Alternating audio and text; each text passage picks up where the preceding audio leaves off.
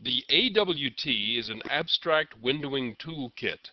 Java programs are portable and will run on several different computer systems without being recompiled. Achieving this was quite a trick. Actually, it was a collection of tricks. One of the neatest tricks is something called the Abstract Windowing Toolkit, the AWT. In a windowing environment, certain elements are common. For example, they all have push buttons, pull-down menus, labels, and so on. To make Java entirely portable, it was necessary to tap into this collection of standard components on each separate system. That is, it was necessary to come up with some abstract way of writing code so it would tap into the native abilities on each system. That's the job of the Abstract Windowing Toolkit. If you write a program that pops up a dialog, it will do so on Apple, Linux, and Windows. It will look a little different because it uses the local elements for displaying things, but it will work exactly the same. A Java window is composed of components. We've been fiddling around with a canvas, which is a component that's completely empty, but we can draw things into it. A normal window, a dialog or data entry window, will consist of a collection of different kinds of components. Java has components that are push buttons, pull-down menus, scroll bars, text labels, text entry, multiple selections, and on and on and on. All of them use the windowing capabilities of the native computers. Now, I just need to mention the fact that there are two complete and separate sets of components supplied with Java.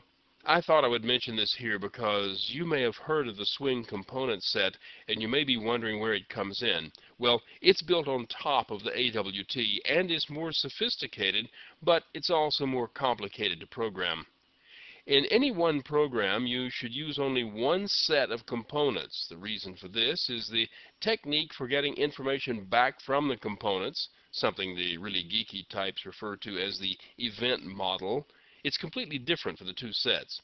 They don't mix. Anyway, I'm going to be showing you how to use the AWT component set for now and save the swing component set for later.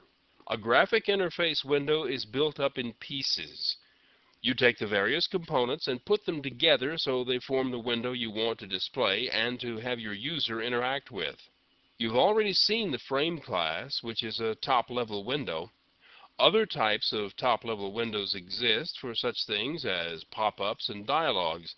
The difference between a pop-up window and a dialog is mostly opinion and attitude, but we'll be working with all of the types before we're done.